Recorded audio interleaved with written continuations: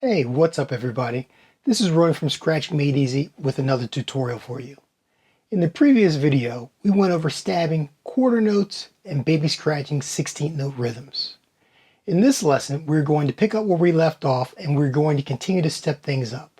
We're going to explore quarter note and quarter rest 16th note rhythms. If at any time you're confused, remember to check back to previous videos. Alright, let's get started. The tempo is at 85 beats per minute. Here we go.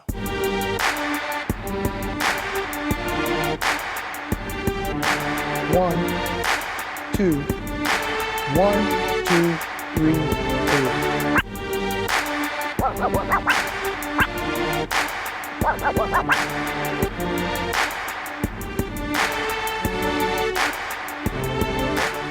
Let's move on to the second example and reinforce the basics.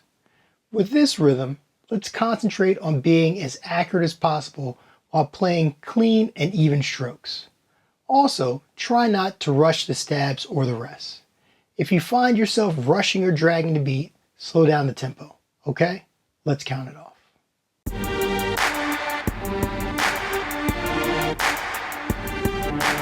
1, 2, 1, 2, 3, 4.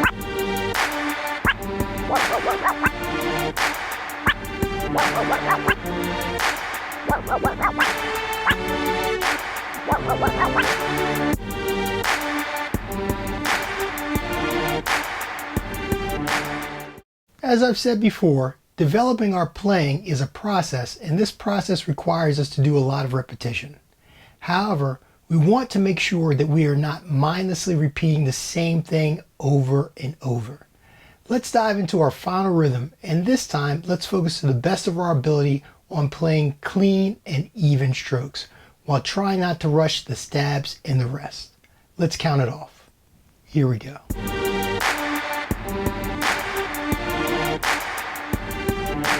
1, 2, 1, 2, 3, 4.